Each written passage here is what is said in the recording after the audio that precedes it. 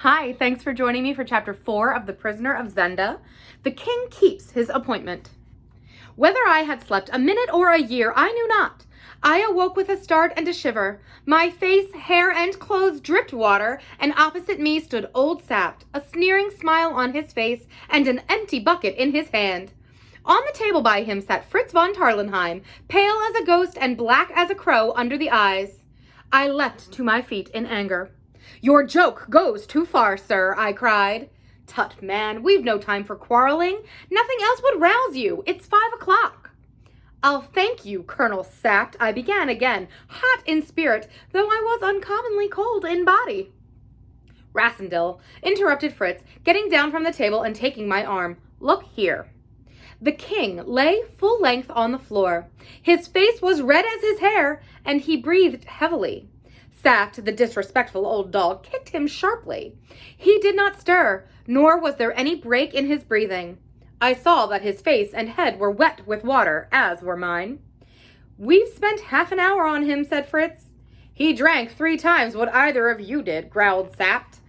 I knelt down and felt his pulse. It was alarmingly languid and slow. We 3 looked at one another. "Was it drugged, that last bottle?" I asked in a whisper. "I don't know," said Sapt. "We must get a doctor."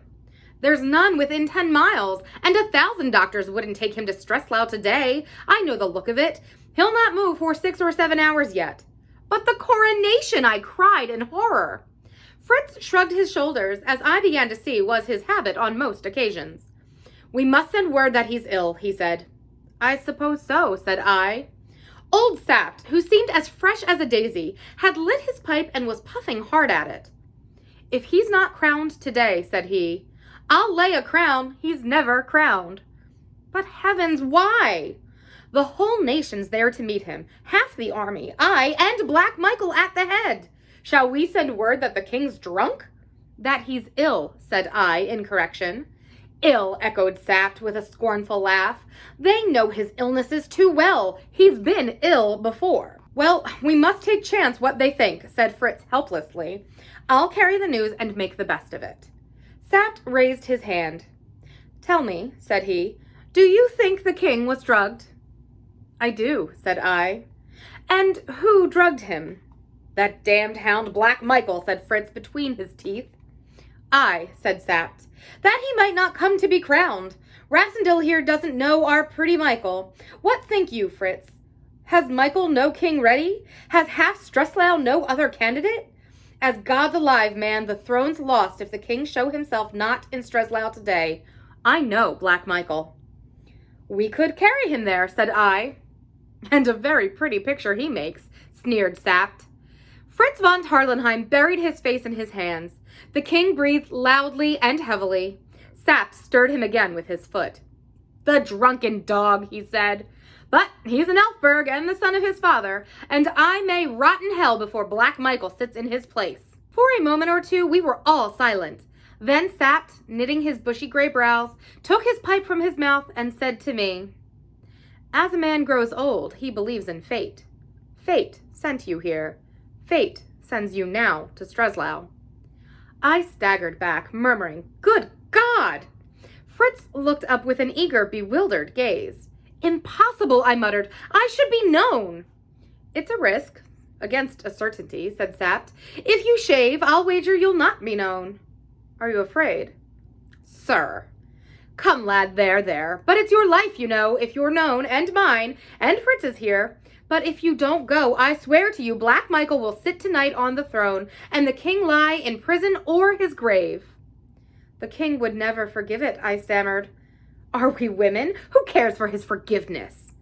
The clock ticked 50 times, and 60, and 70 times, as I stood in thought. Then I suppose a look came over my face, for old Sapt caught me by the hand, crying, "You'll go?" "Yes, I'll go," said I, and I turned my eyes on the prostrate figure of the king on the floor. "Tonight," Sapt went on in a hasty whisper, "we are to lodge in the palace. The moment they leave us, you and I will mount our horses. Fritz must stay there and guard the king's room, and ride here at a gallop. The king will be ready. Joseph will tell him, and he must ride back with me to Streslau, and you ride as if the devil were behind you to the frontier."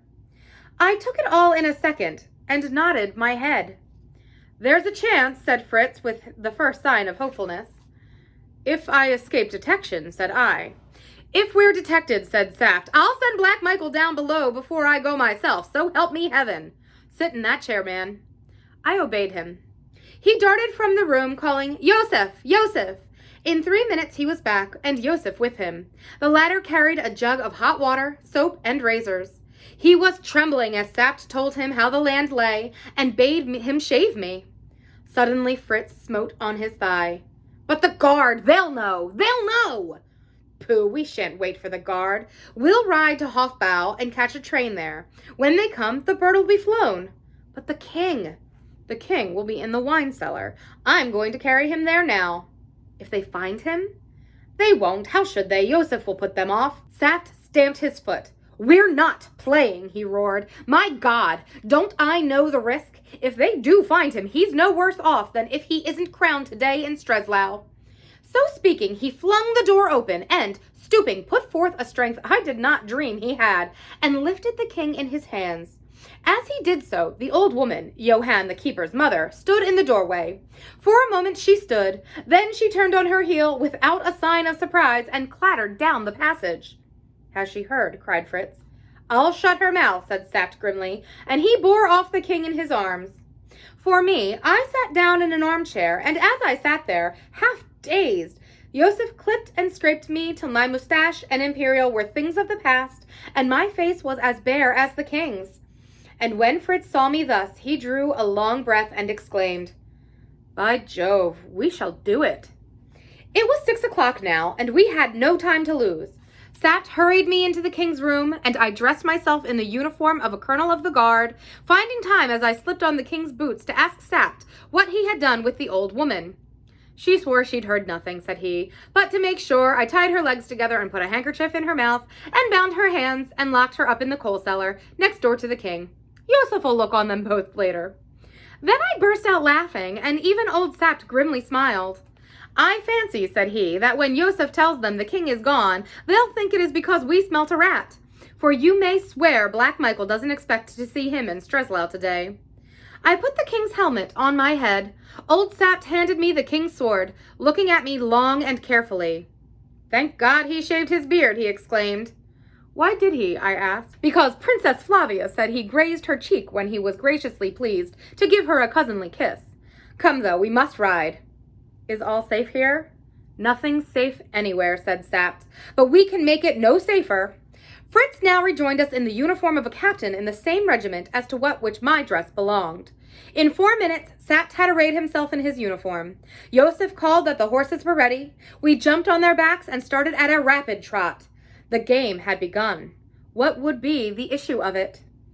The cool morning air cleared my head, and I was able to take in all Sapt said to me. He was wonderful. Fritz hardly spoke, riding like a man asleep, but Sapt, without another word for the king, began at once to instruct me most minutely in the history of my past life, of my family, of my tastes, pursuits, weaknesses, friends, companions, and servants. He told me the etiquette of the Ruritanian court, promising to be constantly at my elbow to point out everybody whom I ought to know, and give me hints with what degree of favor to greet them. "By the way," he said, "you're a Catholic, I suppose?" "Not I answered. "Lord, he's a heretic," groaned Sapt, and forthwith he fell to a rudimentary lesson in the practices and observances of the Romish faith. "Luckily," said he, "you won't be expected to know much, for the king's notoriously lax and careless about such matters. But you must be as civil as butter to the cardinal. We hope to win him over, because he and Michael have a standing quarrel about their precedence." Fritz had recovered nerve enough to explain to the astonished station master that the king had changed his plans. The train steamed up. We got into a first-class carriage, and Sapt, leaning back on the cushions, went on with his lesson. I looked at my watch. The king's watch it was, of course. It was just 8. "I wonder if they've gone to look for us," I said. "I hope they won't find the king," said Fritz nervously, and this time it was Sapt who shrugged his shoulders. The train traveled well, and at 9:30, looking out of the window, I saw the towers and spires of a great city. Your capital, my liege, grinned old Sapt, with a wave of his hand, and, leaning forward, he laid his finger on my pulse. A little too quick, said he, in his grumbling tone. I'm not made of stone, I exclaimed. You'll do, said he, with a nod. We must say Fritz here has caught the ague. Drain your flask, Fritz, for heaven's sake, boy. Fritz did as he was bid. We're an hour early, said Sapt. We'll send word forward of your majesty's arrival, for there'll be no one here to meet us yet. And meanwhile, said I, the king will be hanged if he doesn't have some breakfast. Old Sapt chuckled and held out his hand. You're an Elfberg, every inch of you, said he. Then he paused and looked at us, said quietly, God send we may be alive tonight. Amen, said Fritz von Tarlenheim. The train stopped. Fritz and Sapt leapt out, uncovered, and held the door for me. I choked down a lump that rose in my throat, settled my helmet firmly on my head, and, I'm not ashamed to say it, breathed a short prayer to God.